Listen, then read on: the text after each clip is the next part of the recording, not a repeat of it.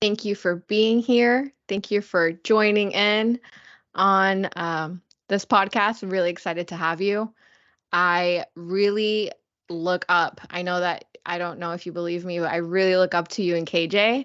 I love you both because you guys are just go-getters. I mean, I feel like you put a goal in your head and you just find a way to make it happen. And I love people like that. So I know right now you're kind of in the multifamily space. Do you want to talk a little bit about that and kind of how you got started? Yeah, absolutely. First off, thanks for having me. I'm super excited to be here. It's very cool. It's kind of like a full turnaround. I remember reaching out to you, not knowing anything in single family at all. Like it was a long time ago, it feels like, but it honestly wasn't that long ago. So I guess a little background on myself. I've been in real estate for about 3 years now, coming up on 3 years now. Started off in the single family space, like most people do. Started off with wholesaling. We started during COVID, lost our jobs, had to completely start over, and it was actually KJ. Like always, she was like, "I don't want to live like this anymore. Like this sucks." Basically, having to have a boss or a job tell us what we can and can't do, or dictate how much we can and can't make. So that was honestly the turning point right there. And she was like, let's figure something out. So we sat at home, watched YouTube for like 8 hours a day, every day for like 30 days until we were like comfortable with the concept enough to be like, okay, let's go find someone to teach us how to do this. So we spent all the money we had, which was all the stimulus checks that we had gotten at that time. We used all the stimulus check money to pay for this mentor, and we were the first and last mentorship students for them. They said it was way too much work. Oh, wow. We were guinea pigs, and it was amazing. They gave us the entire blueprints to their wholesale operation, learned a lot. We were able to close a four property portfolio on our first deal. It was awesome. Wow. That's Made a amazing. pretty good payout and learned a lot. And then it took like 8 months to get the next one. So from that's our starting point. Fast forward all the way up to like what we're doing now in multifamily. That started about 8 or 9 months ago, something like that, and things have been going pretty well. Started off pretty rocky, but like you said, I mean, we just kind of we had an idea and a direction we wanted to go to, and we just paved the way, like completely stumbling over ourselves multiple times, and ultimately we've gotten to the point where we now have two properties closed, one currently under contract, and we're looking at so many different ones right now, like almost to the point where I'm like very overwhelmed with the amount of stuff that we've got coming through. But it's a good problem to have. But it's absolutely it's been a wild ride for sure. It's a great problem when you have too many leads because it's like overwhelm me with the leads any day? It's when you don't have leads that you're like, wait a second, what am I going to close here?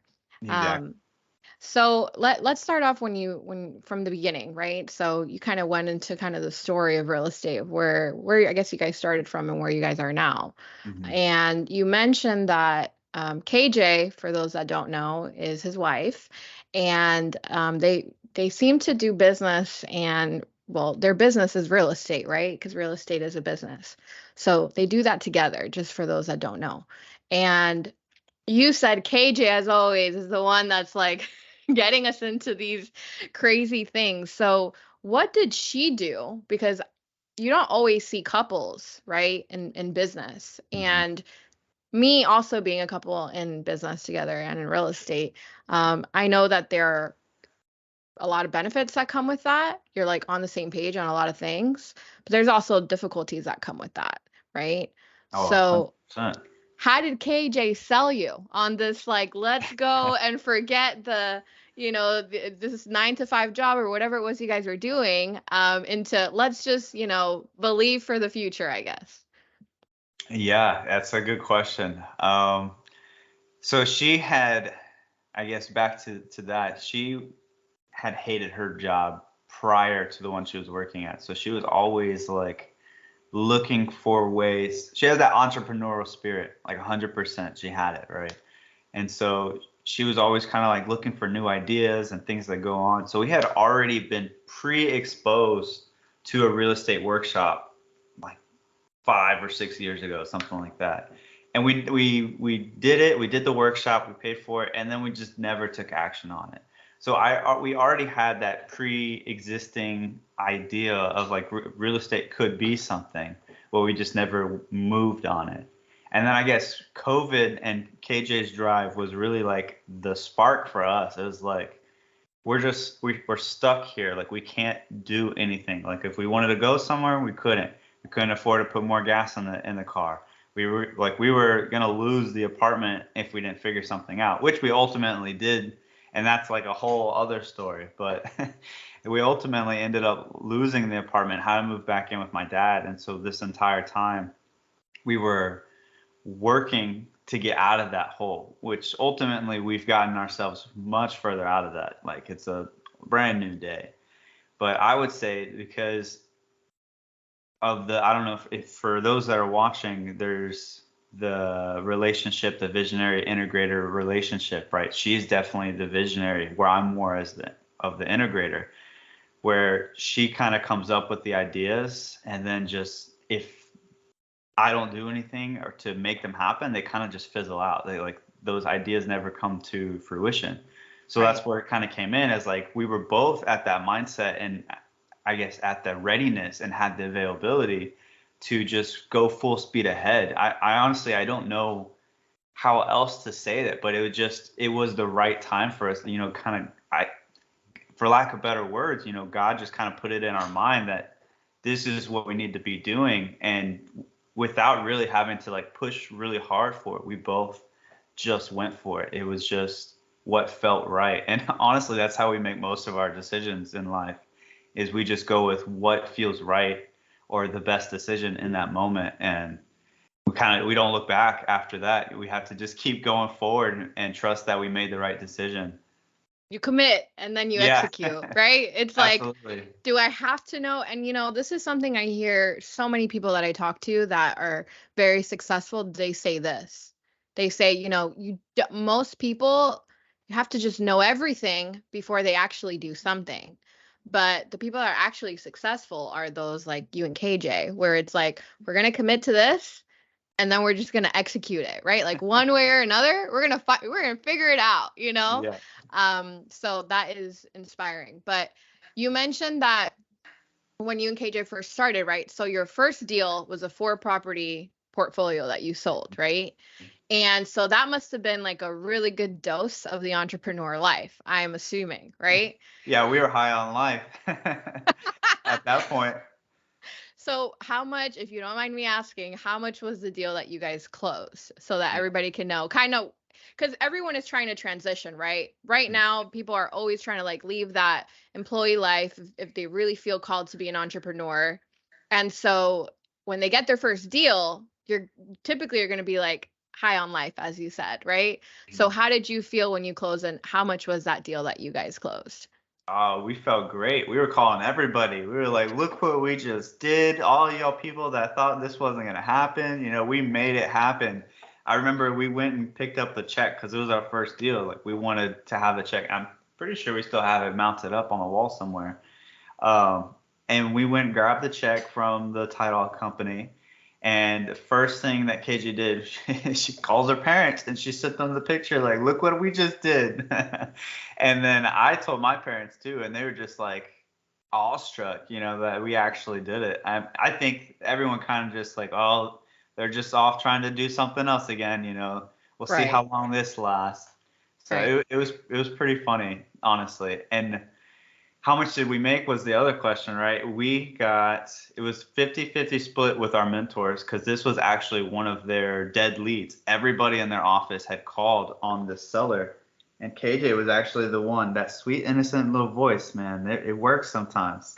But for whatever reason, that's who he wanted to sell to. And I'm glad it worked out that way. So this was off their dead leads, and it was 45K a total assignment. and we got half of that, so 22.5. That's So nice. That's a that was good first amazing. deal. That's a Yeah. really good first deal. My Yeah. goodness, you guys killed it from the beginning, bro. Yeah, I think that's to date our second biggest deal in single family to date. And what would you say? So then you said it was 8 months that you weren't able to get a deal, right? Hmm. So how do you go, which this is the way, like this is entrepreneur life, right? Like this is Yeah. Oh like yeah. you're on a roller coaster of emotions, I think, right? Unless you learn how to actually stabilize it. But you go off of a 45K deal, which you guys, it's split in half, 22.5. Like people work a whole year to make that. I mean, Yeah, depends that on was your how much job, I made right? in a year off of serving. Exactly. So it's like, wow, I just made this. And how long were you guys working before like, you got that deal, like from start to close? Yeah, so honestly, not long. Like to get that first one, we were in like the boot camp, right? Basically, all we did was go to their office, ask them questions every single day, and they would spend like an hour to 2 hours on a specific topic each day and just sit down and teach us, go over it. And then we would have the rest of the day just kind of shadow their team, ask questions, and just literally just be a fly on the wall in their office while they're doing everything. So we did that for 30 days. And then the next 30 days was us just, we could go to their office or we could work from home, but just calling on their leads. And so it was 2 months to get and close that deal. So it was pretty quickly, actually, That's from 2 months fast. start to finish, from, hey, meeting these guys. 2 months after that, we were closing on that first deal. So you guys went from 0 to 60, literally from 0 to 60 days closed. Mhm. And you said, well, 2 months, and I got something what I used to make for a whole year. I mean, this is like a no-brainer, right? Yeah, Um, absolutely. but then in the 8 months, what happened in those 8 months? Because I know that a lot of people like to highlight the success story, which don't get me wrong, all want the success story because that's what gives us hope. But a lot of times we don't talk about the eight. Everyone has an 8 month period. You know what I mean? Like I've had a we, couple. yeah, exactly. So in my mind, I'm trying to understand what kept you guys going through this 8 month period and describe this a little bit to us so that people understand. It's not all like just the success story or the trophy that you get. That social media likes to highlight. Yeah. Oh yeah. I mean, I can definitely tell you it was not easy. So I think the initial reason why it took so long is because immediately after that, like I would say not even a month later, we started our last semester of school. So that was the last semester that we had to do to get our degrees that we had just spent working all this time for. So it's like, do we drop out now or do we just finish it out strong? So Right. Right. ultimately we were like, let's just finish this off. We know how to do the real estate stuff. We'll come back to it once we finish. Mm. And it was rough. We lost all momentum from doing that. And KJ almost didn't even finish the school. She was in school for being a teacher. So she had to do student teaching as well. So she was basically working a full-time job in addition to her classes that she wasn't getting paid on.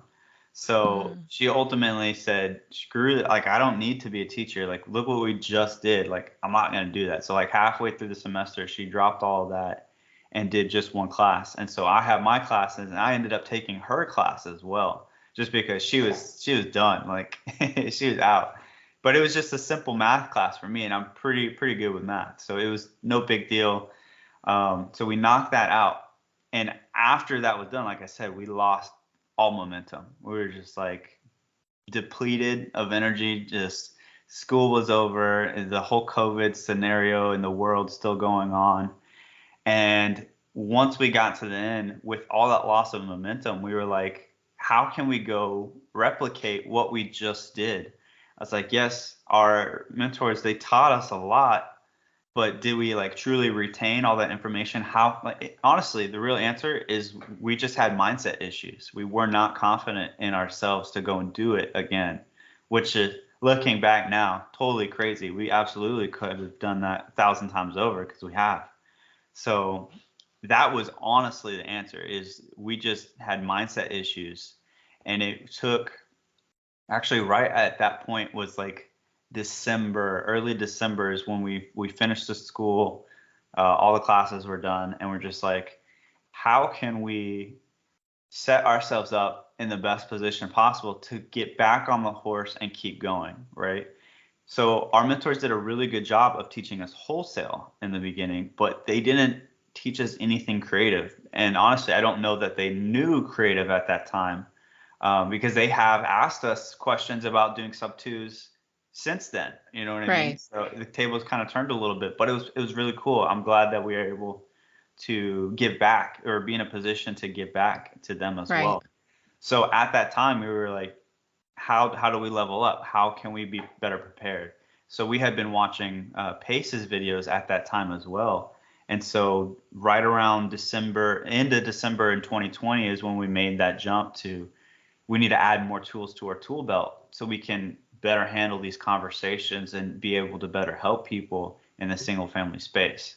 So that's when we joined Pace's Sub 2, met a lot of people, started taking aggressive action. And then about like 3 months after that, so it was in like March, is when we finally closed on that second deal. So I would say from, I think it was August is when we closed the first to March. So whatever months, however many months that is how long it took. I think that's almost 9, 8 or 9, something like that. Hmm. Good. Okay. And then once you started learning creative, because what you started doing is just building more skills, right? I Mm, mean, you kind of, I think that with wholesaling, it's just you want to get the first deal just to see if like this is even a real thing, right? yeah, Like, proof of concept.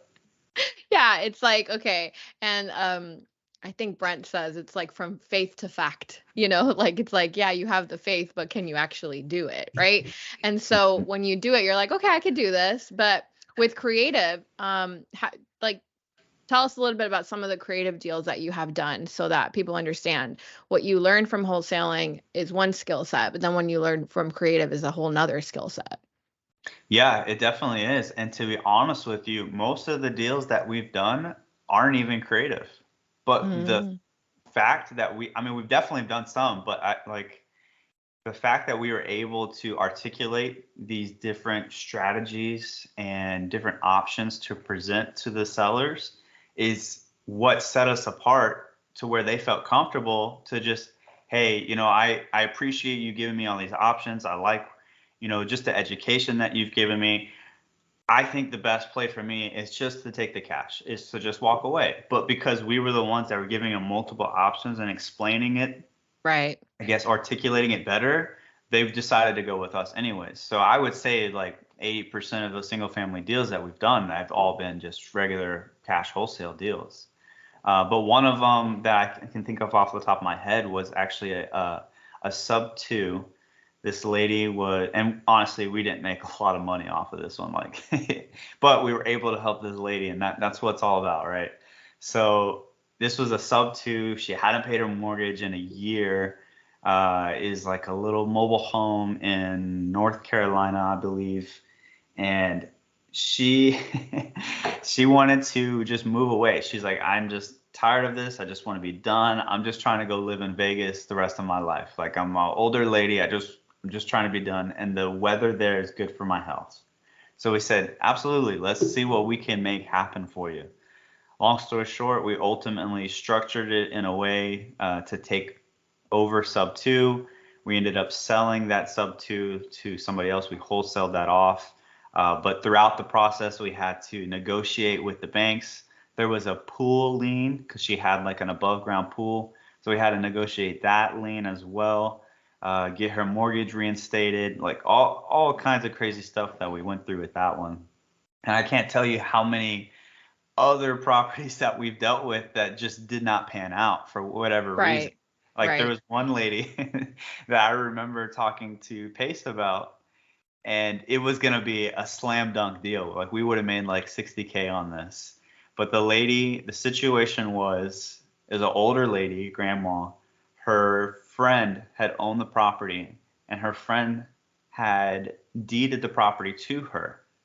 because she didn't have any close relatives or anybody that she wanted to give the property to. So when we got into the situation, there was somebody else living in the property who, come to find out, were the actual owners of the property. And the reason Oh, is because they were the next descendants of that person, next and of she kin. never properly filed the paperwork to get it transferred over to the other lady's name. So we were working on that for like 2 months. For 2 months, and that's a short time in this business, for 2 months to get it to the finish line, talking back and forth with her, and nothing ever panned out. And I just thought of another one that's pretty crazy. We were working on this one for 6 months. This lady's name was Maria, and I don't want to say her last name, but her name was Maria. And as you know, as a Hispanic, there is a lot of Marias out there with very similar names. Right. So what happened was, Hernandez, Lopez, Fernandez, Garcia. It's like yeah, all of the, all of yeah. them, all of them. So all right, this lady had this house, and it was her name, right? Her daughter, same exact name. Her daughter's daughter, same exact name. Oh, wow. And every single one of those, I spoke with all of them except the grandma because she had passed away. So we were trying to sell the house, went back and forth with the daughter. She's like, yeah, this is my house, blah, blah, blah, blah. We can sell it. I'm fine with selling it. We would have made like 100K on this deal. I was super excited for it, but we were trying to get a hold of all of the information to prove that this was her house because they did not keep good records. So we even got a will that was done in Mexico. Like I forgot the word for it, but it was filed in Mexico. So we had to get that translated just to kind of read what it said. It wasn't even valid here in the States because it was done in Mexico. So we went back and forth with the brother of the deceased who lives in Mexico. We were going back and forth with him, and then the sister who had the social security. They're giving us all this information, and like, if we were not who we said we are, they totally could have gotten like screwed over. They were very trusting of us, which was, Right. Right. it was cool to see, but also they should be more careful with who they trust Right. without getting some information. But long story short, we're 6 months into this. I'm dealing with the title company, going back and forth, saying this is Maria's property. And they're like, I don't know. Like, I need proof that this is Maria. The title says this says this. Long story short, it was Maria's property, but it was a totally different Maria, completely not involved. Finally got a hold of her, and she said, yeah, I'm not trying to sell this house. So all of Oh, that Lord. thing, and it would have been like 100K deal. But That's just, it was a that's happened to me too, actually. And I'm like, and you know what's funny is that it was also a Maria. rough. And I'm like, I could make a killing off this deal. And it's like, there's something about this person. I'm just not sure. I'm just not sure, you Yeah. know? Um, that's so funny. But I think that is just to show that real estate, a lot of people will show like the checks and will show all that, but you're really going into the depth and the details and like the things that no one talks about, right? It's like, Mhm. no, this is actually what you deal with day in and day out. You just try to focus honestly on the big checks because that's really what makes you happy, right? It's like, Yeah, exactly. You focus on what you want to focus on, the things that you want to multiply. So you stay focused on the good stuff. You don't want to focus on the bad stuff. And and besides, it's just another day in paradise. exactly. And so that what I was going to ask you is, I can tell that your mindset has changed from where you were before to where you are now because I've mainly spoken with KJ, right? But I mean, married couples, like, you're going to talk about what like whatever goes on in your mind is going to go on in the other person's mind because you're going to communicate it for the most part. So how has your mindset changed from the beginning, right? Of 3 years ago when you were starting this entrepreneur life, you weren't sure, to now where you have closed on multifamily deals and you're looking at more. I believe you're still wholesaling, right? And doing transactions. So what has changed? What are the main beliefs or thoughts you used to have that maybe you don't have anymore, and what have you replaced them with? Yeah, no, you're absolutely right. It definitely has changed. And I think that was the hardest thing for us because I wouldn't even say that it changed right away. I don't even think it like truly genuinely changed until we made this shift into multifamily. I still think that uh, we had mindset issues all the way up until that transition period, just because a lot of like self-limiting beliefs and not really like truly believing that it could be done. Like we're on this path to be successful and millionaires and financial freedom and all that, right? But do we truly believe it? Like, can that Right. actually be us? So I think that was one of the biggest mindset shifts that we had in the past. Now, looking at like a 1 million, $2 million deal, like that's like a small deal to me now. Like just that one mindset shift alone has done a lot. Like it really has. And I think from closing on a few of these deals was really the confidence booster that we needed. And also just coming from not necessarily a scarcity mindset, but from a mindset of abundance that even if this one doesn't work out or maybe these few don't work out, I know that the one that's supposed to is coming right around the corner. Like there's been a couple, I'm not gonna lie, where I've been a little heartbroken because like it's a beautiful property, and there was one that we were in best and final, like meaning like we're the last round of offers. Like we just need to present our final offer and we potentially get awarded the property. But a learning lesson, we didn't do our market analysis thoroughly in the beginning. So when we went back to do it again, it just turned out that this was not a market that we wanted to invest in. So we ended up wasting a lot of time. We wasted our broker's time. We wasted the seller's broker time. So we felt bad about that, but it was a learning lesson for us. And now we've taken that into account and we do market analysis on every single property or every new market that we're looking at every time now. So I wouldn't say it's just one mindset shift. There's a lot. There's so many different things in the way that I think now versus how I thought before. And another big one for me is just walking by faith, not by sight. Like knowing that I don't have all the plans, that I don't know exactly what's going to happen tomorrow or the next day, but having a direction, a general idea of where I want to get to, and then just knowing that each step that I take with the intention to get to that goal is ultimately going to get me closer there. Not maybe not in a straight path, but maybe I'm going to go around this way for a little bit and then come around this way or whatever it is. I know that I'm going to ultimately get to those goals that I have set for myself because I'm being intentional with my time and my actions to achieve that. And I know Love God's that. put me on the right path. I love that so much. What would you say is the direction that you and KJ are trying to go right now, right? Like, what's the vision that you guys are looking to have basically or take over or achieve? Yeah, well, short and sweet, the answer is financial freedom, right? But that's everybody's answer. That's what everyone wants.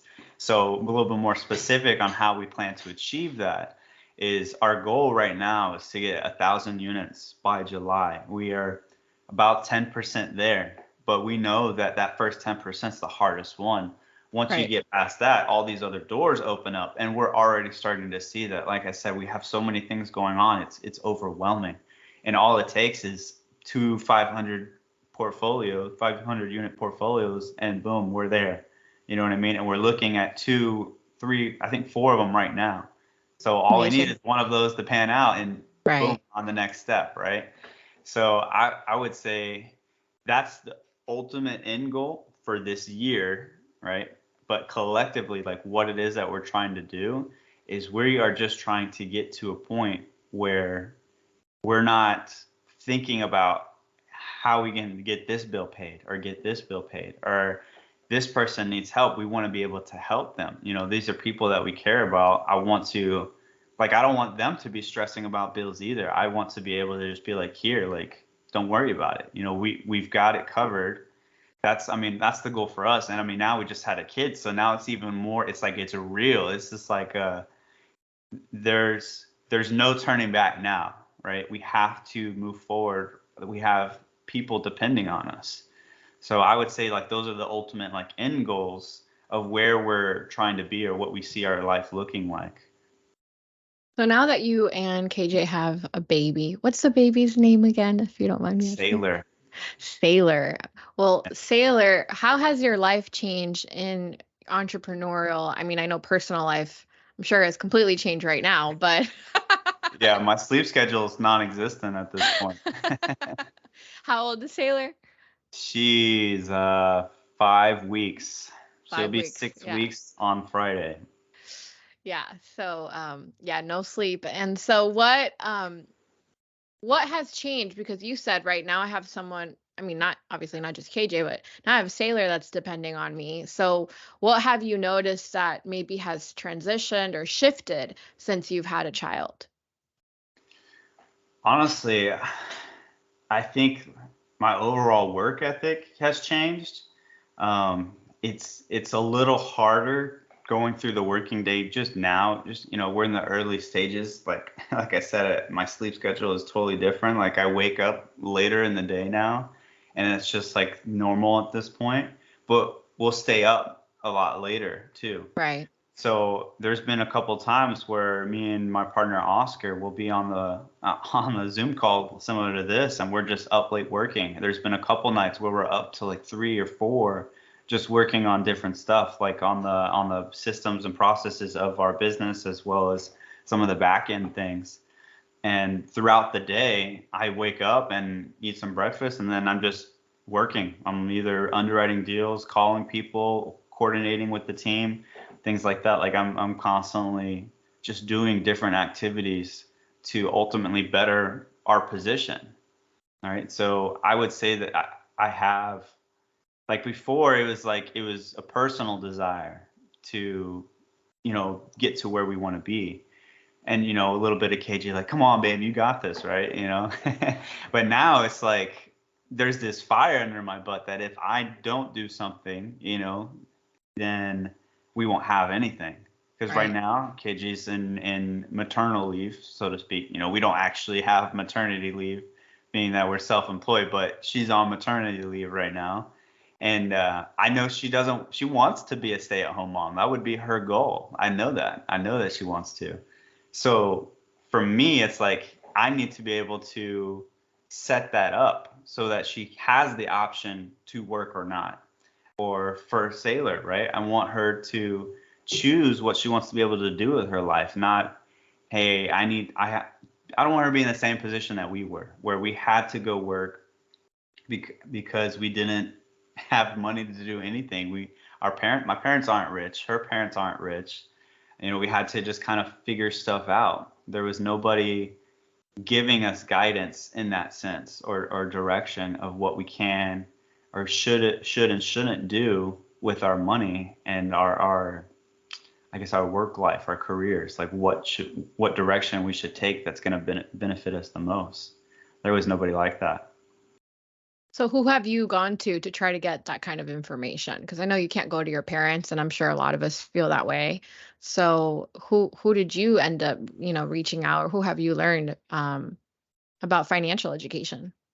Oh, I've learned from so many people, honestly. I mean, on top of self-education, of just like trying to read different books and watch different podcasts and webinars on the topics that I'm interested in, by putting myself in front of the people that already are doing what I want to do has been substantially beneficial for us. Like I've learned so much, like just on the creative finance. I want to learn creative finance. I went to Pace Morby. He also did some different things, like with the LLCs and structuring all of that. I've watched all of that. I've got educated in there. I wanted to learn multifamily, so I started putting myself in rooms with people that were doing multifamily. Like for example, our partners, I didn't know them. I didn't know them at all. We just saw that they were doing multifamily one day, and KJ reached out to Oscar and said, "Hey, we don't know anything about multifamily. We see you're doing something. We want to learn. Let's talk about it. Like at least give us some direction on where we should start." And so we just sat down. He explained some very basic stuff like what's NOI, what's a T12, what's a rent roll, all those things. I knew absolutely none of it. And so that was our starting point. And what we did is we just sat on Zooms every day, like, hey, we're just going to work together. We're just going to start learning different things. Like, we're not a business relationship or partners, but let's just try and learn this stuff together and share the information that we're learning with each other. So that was that start. But we would go out to different bigger name people. Like, I know he was part of a little mastermind group, and they learned a lot from there and brought it all back to us. And we joined other groups, other mentorships, for us to be able to learn these skill sets that we've now acquired. And honestly, there's so many of them. I would say I'm a student of everybody at all times. Like, I really am just trying to be observational at all the time, and differentiate between what I want to copy and what I don't want to copy, or what I want to mimic and don't mimic. Because people can teach you different things, even if it's somebody that's less intelligent than you, so to speak. They may be really good at one particular activity or whatever it is, and you can learn a lot in that particular activity. Take the information that you're seeing and learning, and then apply it to different areas of your business, of your life. Even if that particular skill set that you're learning is not something that you're going to do ever, you can take those principles and put it to something else, like in your business or in your personal life or in your relationship with your kids or your mom, your dad, whatever it is.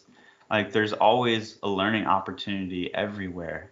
And I would say that I try as hard as I can to be a student every day. Love that. I love that so much. That's like the best way to learn, is just to keep a teachable spirit, I think. Mm-hmm. But, and going off of that, so you are in single family as far as like wholesaling goes, right? Or creative deals or anything like that. But also multifamily, you could do both essentially. But you buy and hold, from what I understand, multifamily, right? Yeah, for the most part, yes. It's a little bit different in multifamily though. So you technically you're gonna buy and hold it for a period of time no matter what, right?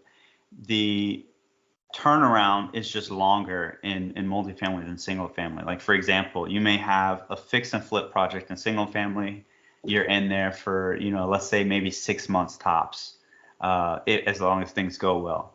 Then in multifamily, you have to prepare your exit in your underwriting. So whether that's a refinance and you're going to hold the property, so you're going to refinance to pay off all your investors that you have in the deal, and then either keep them in or take them out. Or let's say your exit is a sale. Are you going to sell in 3 years, in 5 years, 7 years, 10 years? Are you basically never going to sell and just keep letting the asset appreciate and keep getting that cash flow?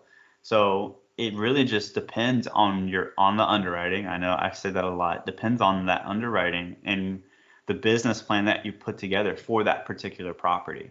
Like, for example, the first one that we have, it's going to be a long-term play. We'll probably just hold that forever. I don't know that we'll ever sell that one because we have a 50-year note on the property. Why would we sell it? You know what I mean? It's 3% interest for 50 years. Like, we're probably not going to get that again for a long time. Right. The second one is a 3% interest as well, but if he wants to get ballooned out in 5 years, he wants to be over and done with the property in 5 years. So in that underwriting specifically, we planned to have a sale at year 5. So that one, we're only going to hold it for 5 years. We don't plan on keeping it longer than that. If we can sell it sooner, we'll do that as well to pay him off, pay us off, and then take all of that money, all of the proceeds that we got, and dump it into another project and just go right onto the next one. So that's the thing with multifamily, is you're always trying to stack those properties that you have, and then when one comes off the stack, you're going to put another bigger piece right on top of the stack, and you're just constantly building that portfolio up and up and up and up. And that's why it's generational wealth. It's not now money, it's long-term money that you can pull out later on when you need it, or you have constant passive income coming in from those quarterly distributions. Love it. What are some of the misconceptions that you see people that are in real estate that maybe understand the residential side of it, but when they start to try to be in the commercial, like multifamily, um, they're just like misconceptions, right? Like you own two properties, so you must be like a, billionaire right now. So like like I'm just trying to think like you guys are constantly trying to help people learn multifamily. So I'm sure you see some of the things that they believe that it's just like it's not true. What would you say some of those things are? Yeah, I think you hit the head on the nail on one of them is you don't necessarily need money to be in this space. Both those deals we did with no money out of our own. I mean, other than creating the LLCs to own the property, that's really all that we paid for. Everything. I mean, we did put a little bit of money in there, but we didn't have to. We didn't have to put money into the project. So that is one thing I would say is a misconception is that only millionaires have multifamily. I am definitely not a millionaire. I'm a millionaire in the making, but I'm not right now. No way. I'm not even close. So that is one misconception for sure. You can definitely do it. It is harder. It is absolutely harder to do it with no money. I 100% can agree with that, but it's possible. It is possible. And you just have to be hungry and constantly working for it. It is not for the faint of heart. It really isn't. There's a long time where you're just getting beat up consistently of this deal's not working, this deal's not working. And it may just be the timing that we got in because this market Right. is crazy right now. Right. But it's a long process. Like you cannot expect this to get rich quick. So I would say that is one misconception for sure. And the second one being this not a get rich quick. The third one, I had a really good one. I just lost it. The third one, man, totally lost it. Maybe it'll come back to me. What about with operating the multifamily after you acquire the deal, right? Like how have you seen I guess timing and maybe issues or benefits of owning multifamily, right? After the deal is acquired, that maybe just others don't know about. Yeah, there's what we have found is that there's a lot of people that teach how to acquire multifamily, but there's not a lot of people that teach how to operate multifamily. And that is something that we have found out the hard way for sure. For sure. It's been a journey. And even now we're still kind of just figuring it out as we go, to be honest with you. We're constantly asking questions to people that are already in those roles and people that we're paying to teach us more, meaning different mentors, different professionals. Like, for example, we hired an accountant, and I highly suggest everybody hire an accountant for any multifamily property. So we hired an accountant to not only do the books for our properties, but also to kind of teach us what they're doing so we can better understand how it works and how it's related to everything else that we're doing. So that is definitely something that we did not necessarily expect. How to do all of the actual accounting is not, nobody ever talks about that ever. Not a single person that we've learned from has ever talked about in depth. They glazed over it. Yeah, you're gonna have to do it. That's about all they said. But no one actually shows you the step by step of what you're supposed to be doing. So I would absolutely say that there's a lot of on that end, like on the bookkeeping as well as the actual day-to-day operations that no one really tells you about. In the due diligence when you're like closing on a property, like you're in the process of closing, otherwise known as an inspection period in single family for those that are looking for a relation. That is a process that doesn't get talked about a lot either. And there's a lot of things that go into there. Like there's so many different reports that I don't want to say have to order, but you should definitely order. Like there's a PCR, which is a property condition report. You have mold reports, environmentals. You have your normal surveys and appraisals. There's so many different things that go on in your due diligence that we learned by doing. Like there wasn't really anything that we were taught. I mean, don't get me wrong, our mentor did give us a due diligence checklist, but the actual process of it, we didn't go further into that. He gave us a huge list. Hey, these are some things that you should probably do, but how to actually do them, what to do if these things happen, that was never taught to us. So we're just kind of moving forward and figuring it out. And we've come across a couple of different things that I'm glad that we were smart about it in the way that we pivoted, or intelligent enough to bring additional partners or ask the right questions to get out of those situations or to best maneuver forward. Because there's been a few instances where that has happened. Like for example, on one deal that we were given financials and we never confirmed. We didn't have a CPA do a financial audit of the financials. So we're still in a good position because we underwrote very conservatively. Right. But had we not underwritten conservatively, we could have been in a whole world of trouble had that gone south.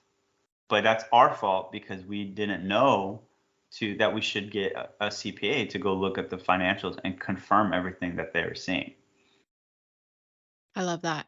And I just think that as just like we started, right? We started a podcast and you're talking about your beginning, and it's like, but that mindset of I'm going to commit to this and then I'm going to execute and I'll figure out a way to make it work. I mean, that's exactly what you guys are doing in real time, right? Like currently as we speak. And so, especially with Baby Sailor, right? So Oh yeah, 100% on that front. and I mean, to me, I think that with your family and all the different things that you mentioned, the main thing I wanted to ask you is just what keeps you going is really your vision from what I understand, right? Financial freedom. When I reach that, it's like, okay, is there a new motivation that you are going to that's going to keep you going, or do you want to reach a certain financial goal or, something specific that's in your mind, and then after that you can like kind of relax a little bit, right? Like what is the game plan after you reach it? Yeah, I'm gonna take a huge vacation, to be honest. Perfect. Yeah, no, that I'm just joking, but I definitely will do that for sure. I have a lot of things that I do want to do, but I know that I have these other goals and they need to be completed first in my mind before I can go out and do them and have the comfortability to kind of just leave what we're doing and go off and do these different things. Like honestly, I want to just travel, and like that would be amazing. Like just take some time off and just go to all these different places. Like I would love to be able to go and do that and just take the whole family. Like not even just KJ and I, but like I mean, yeah, we'll do that for sure, but to take my family, her family, all of us to just go somewhere, because I know none of them have ever done that. Like, well, except my dad, who's in the military. He's been places before, but just in general, like no one's ever like gone anywhere. So that would be something really cool.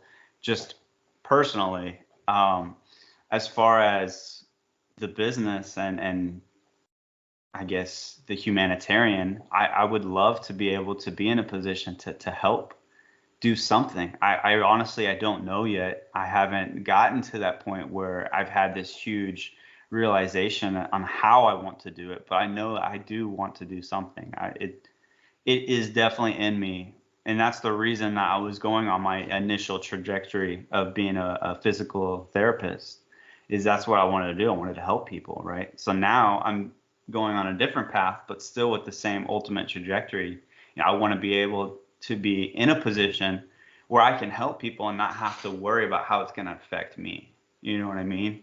So for all intents and purposes, I have to take care of myself and my family first, get to that point of stabilization, and then I can give back even further.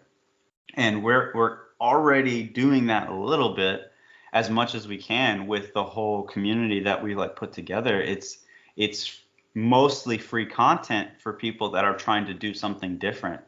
And so, and Oscar was the first one to say it. but it's our adapted mission, and we truly want to just change the way that this industry is done. Like we want to make it more community involved, not just all these big name players making lots of money together with them and their friends.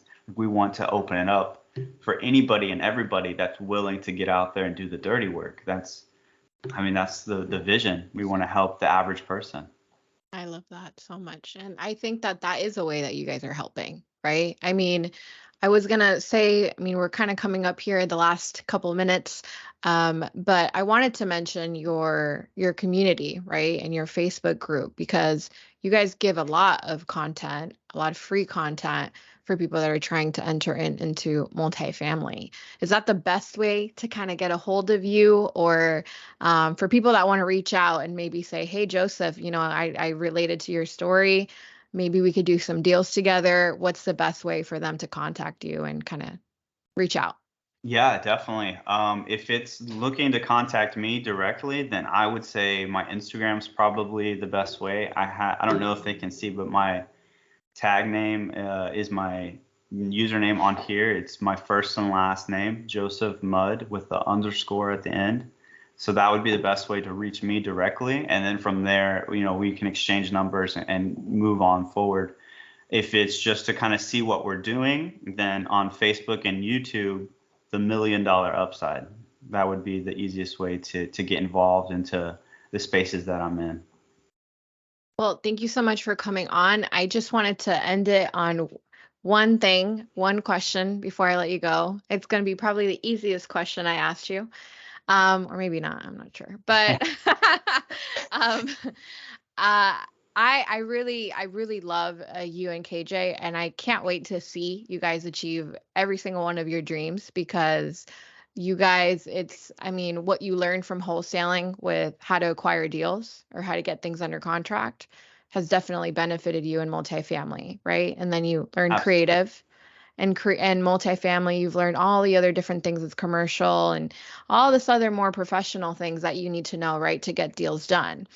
Um, but I think that there's one thing in each one of you, KJ, or anyone that's looking to really achieve their dreams, that it's that one thing that pushes them to actually be able to do it. And you guys have done it. I mean, proof is in the pudding, right? Like you're already doing it. So if there's one thing, one advice that you would give someone that's just starting out or in the middle of their journey or whatever, and they just haven't achieved what they want to achieve yet, you've achieved a part of it. What would you say is that one thing that they really need? Oh, I know it. I know this answer already. It's been washed out almost. Everybody says it all the time, but it is absolutely the truth, right? This business takes discipline, but even more than just the discipline to do the things that you don't want to do, it's consistency. You just can't give up. If you just stay consistent in everything that you're doing, even in the times when you're like, damn, I've been doing this for 3 months, for 6 months, 9 months, 12 months, and I have no results, you just got to keep pushing, because the second you're like, I want to give up, this is not for me, I'm done. As soon as you have that like epiphany and you push forward as hard as you can, even harder than you were doing before, that's when the good things happen. And it has happened every single time for us. Every time our back's against the wall and we're just like, I just want to give up, I don't want to do this anymore, that's when the next good thing happens to us every single time. So consistency is key. That would be my one piece of advice. I love that. Well, thank you so much for coming on. I'm such a great hour to spend talking to you. And if you guys want to reach out to him, as he said, Joseph Mudd, two D's and underscore on, I think, all the socials, but I think Instagram probably would be the Instagram. best. Yeah, the Instagram. best Yeah. the best one. And then if you guys want to connect to his community, the $1 Million Upside on Facebook or YouTube. So thank you so much. Yeah. Thanks for having me, Maritza. It was a Of course. pleasure. Same here.